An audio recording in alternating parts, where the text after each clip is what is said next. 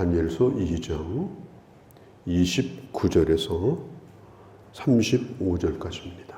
지금 다니엘은 매우 좋은 기회를 얻었죠.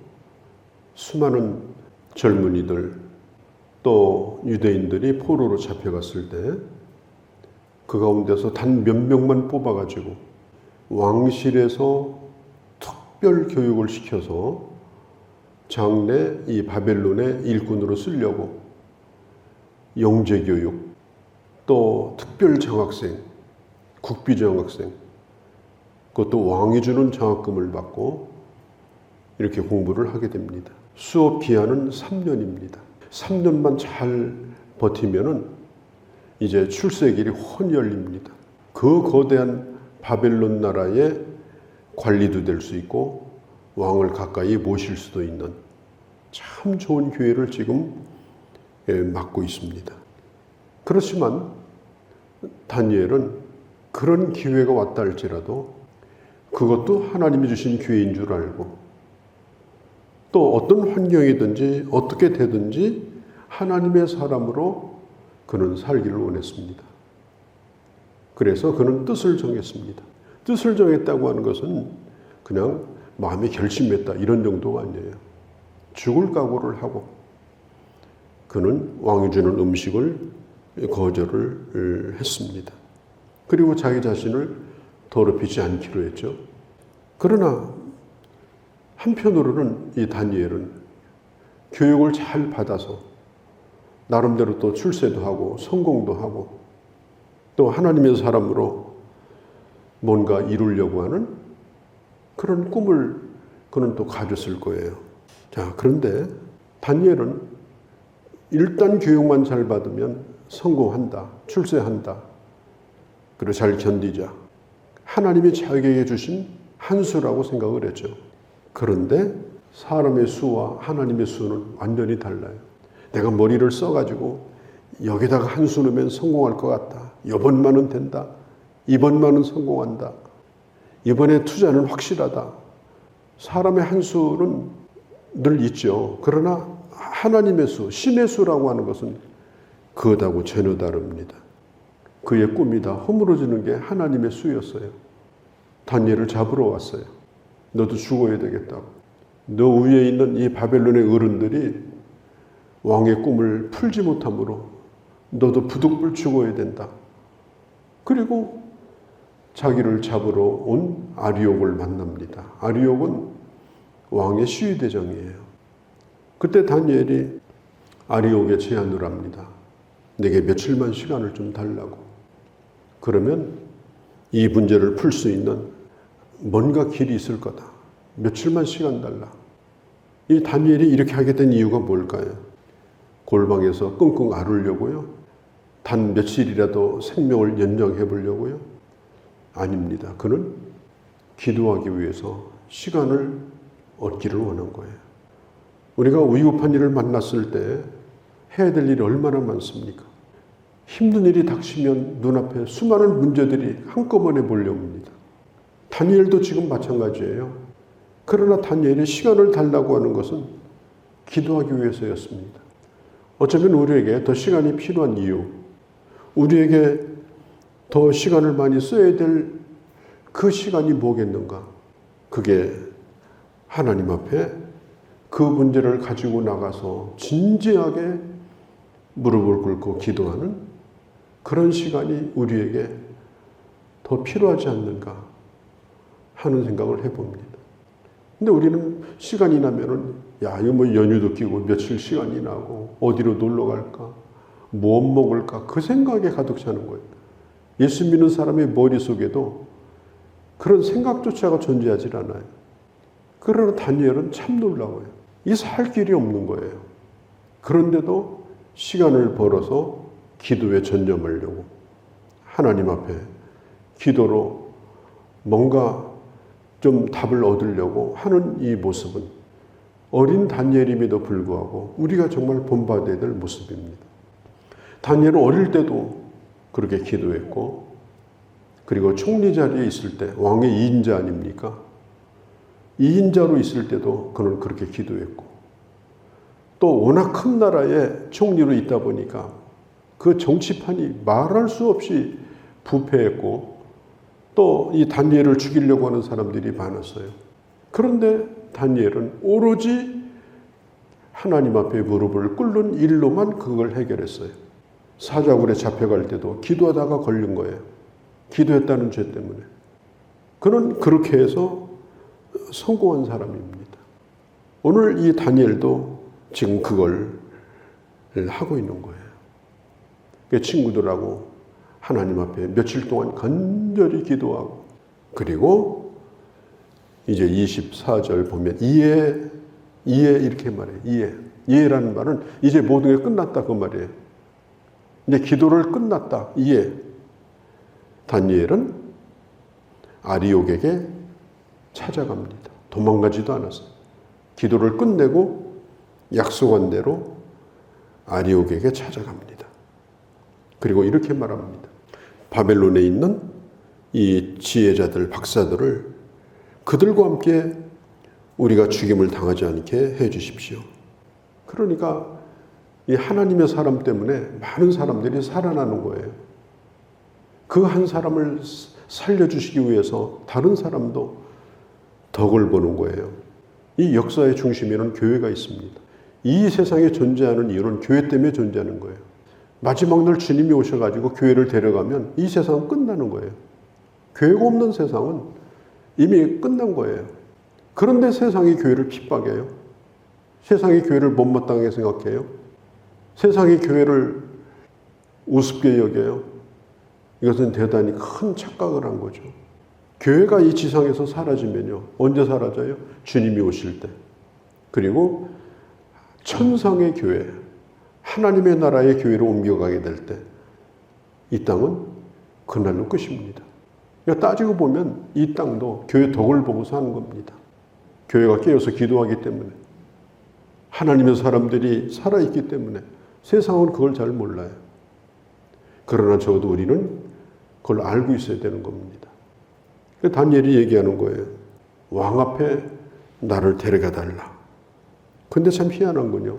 이 아리옥이, 이 시위대장이 다니엘에게 너 무슨 꿍꿍이 속이냐? 아니면 너 정말 미친 거 아니냐? 너 진짜 답을 가지고 있느냐? 물어봐야 될 거 아니에요.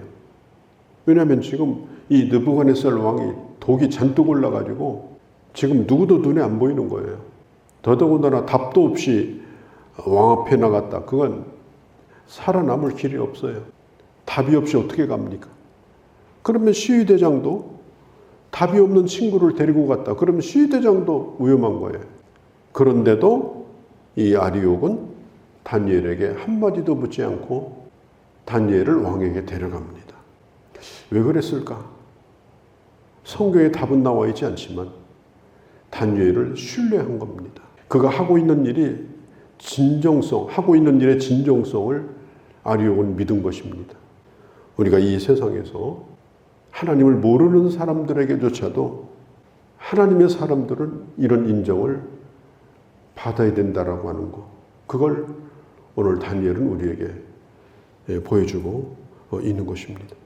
그때 아리옥이 이 다니엘을 이제 데리고 가면서 이렇게 말합니다. 25절에 왕이여, 제가 이 유다 포로 가운데 믿을 만한 사람, 왕의 꿈을 풀어낼 사람을 찾아냈습니다. 27절에 왕이 물으신 바 은밀한 것을 누구도 알아내지 못했지만 이 사람들이 얘기를 할 겁니다. 이제 다니엘이 이제 27절에 보면은 내가 믿는 하나님이 나라가 어떻게 될 것인가, 또 이 세상이 어떻게 될 것인가 하는 걸 보여주는 꿈입니다. 내가 이걸 알게 된 것은 28절에 은밀한 것을 가르쳐주는, 비밀을 가르쳐주시는 하늘의 하나님께서 내게 알려준 겁니다. 하나님은 모든 것을 아시는 분입니다. 이 다니엘은 왕 앞에서도 그 짧은 순간인데도 이 하나님이 어떤 분인가를 분명하게 얘기하고 있어요. 하나님은 바로 이런 분입니다. 자, 그러면 이 다니엘이 하는 얘기를 이제 요약을 해보면 역사의 주인은 하나님이시다 그겁니다. 역사의 주인은 하나님이시다. 그러니까 다니엘이 사자굴 속에 들어갔다가 나와서 살았다. 인생 역전이다. 다니엘서 주제는 그게 아니에요. 거대한 인간의 역사. 그것은 바로 하나님의 손에 달려있다. 그게 다니엘서의 주제입니다. 오늘 느부갓네살 왕이 보았던 이 꿈에서 본 이 신상도 마찬가지예요. 어느 날 왕이 나라 걱정을 하죠. 이 바벨론이라는 나라가 어떻게 될까? 항상 권력자들은 불안합니다. 그런데 그런 걱정을 하다 꿈을 꿨는데 큰 신상이 머리맡에 나타나는데 그야말로 하늘에 닿을 듯한 어마어마한 신상이에요. 그리고 언뜻 보기에도 그냥 소름이 끼칠 정도로 무서워요. 그러니까 섬뜩하다는 거 있죠. 섬뜩하다. 무서운 거예요. 그러니까 두려운 거예요. 그리고 자세히 보니까 머리는 금으로 돼 있고 또 가슴은 은으로 돼 있고 또 밑으로 내려가면서 노수로 되어 있고 그 다음에 철로 되어 있고 또 이 발 밑에까지 보니까 철과 흙으로 섞여져 있고 이런 신상을 보고 이 느부갓네살 왕은 꿈속이지만은 무서워서 어쩔 줄 모르고 벌벌 떱니다. 이 거대한 신상을 보았을 때 천하를 호령하던 왕도 두려울 정도면 이 신상이 얼마나 무섭게 생겼는가 하는 걸 가르쳐주고 있죠. 자, 다니엘이 계속해서 얘기를 합니다. 왕이 이 신상을 보고 두려워하고 있을 때 그때에 사람이 던진 돌이 아니라 저 하늘로부터 큰 돌 하나가 날라오더니 그 신상을 쳤습니다. 그러니까 마치 타작마당에 이 바람에 겨가 날려버리듯 이 신상이 완전히 다 깨려서 가루가 돼버렸습니다. 산산조각나고 공중분해라고 하죠. 공중분해. 그러더니 그 신상을 깼던 돌이 큰 산을 이루더니 온 지상에 가득하게 되었다. 이게 왕이 본 꿈의 내용입니다. 이렇게 말합니다. 이 세상이라고 하는 것은 처음에는 금으로 시작합니다. 대단하죠. 영원히 갈 것 같죠. 그 나라가. 그 권력이 영원히 갈 것 같죠. 그 왕조가 계속될 것 같죠. 그러다가 은으로 떨어집니다. 그러다가 좀 있다가 놋덩어리가 됩니다. 그러다가 쇠가 됩니다. 나중에 쇠와 흙이 섞여져 있다가 나중에는 흙으로 됩니다. 그리고 그것이 그때가 되면 하늘에서 뜨인 돌이 나타나서 그 신상을 깨버립니다. 그 신상이 깨어지는 그 돌이 누구냐? 바로 하늘에서 보좌를 버리고 이 땅에 오신 예수 그리스도입니다. 예수 그리스도가 이 땅에 오셔서 구속의 사역을 이루시고 죽으시고 부활하시고 특별히 이 땅에 교회를 남겨두시고 가셨습니다. 그리고 그 주님이 이 땅에 다시 재림할 때 이 거대한 바벨론의 세력, 금이 번쩍거리고 섬뜩하고 사람을 사로잡는 이 바벨론, 이 제국이 망하는 겁니다.